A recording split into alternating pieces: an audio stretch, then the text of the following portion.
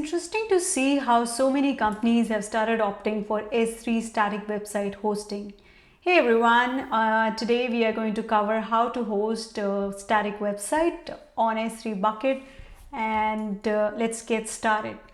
So to start with, I need to access my S3. You can access it directly under storage from over here, or you can start typing S3. So when you are in S3 console, you should have a sort of a bucket. Right now I don't have anything. I'm going to create one. Let me create something. I'm going to name it after my puppy, and this is the name of my bucket.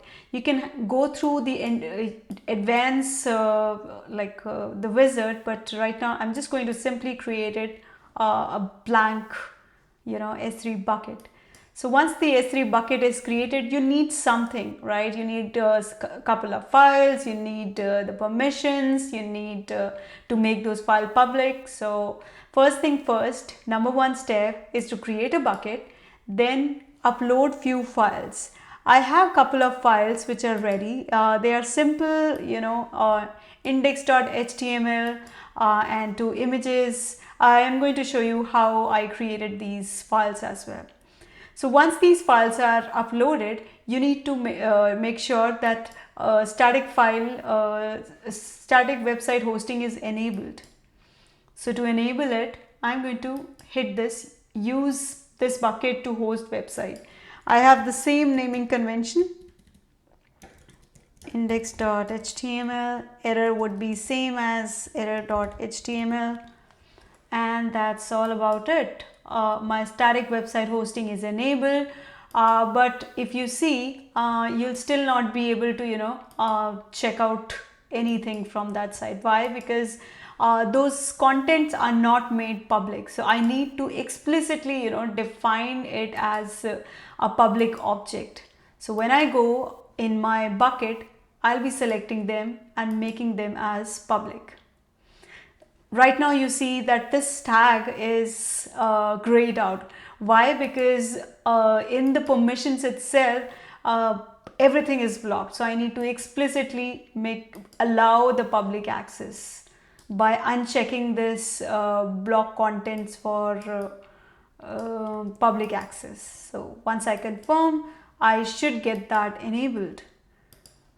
And let's say the actions, make public, and there you go. So if I refresh this button, I get this image. So that's the cute little picture of my puppy. And in the index.html, I just have this heading and the image embedded. So what happens if people try to access anything that's not existent or on which they do not have the permission? So for example, 1, 2, 3, I don't have any redirection on this page. So it's the error.html that pulls up. So that's how you can create a more a heavy content website with lots of images, links embedded. I have simple website which does the purpose. Like I have index.html which picks up one of the file, and then I have the error one which picks up another image. So what's the advantage? Why do we do that? We do this so that we can save on costing for compute. It's much more safer. It's much more secure. You can also enable a lot of like you can put a CloudFront in front of it, or you can redirect to another bucket and enable the protocols. So those are advanced topic, but to kickstart how do we host a website on S3, this should suffice. So thanks so much. Talk to you soon.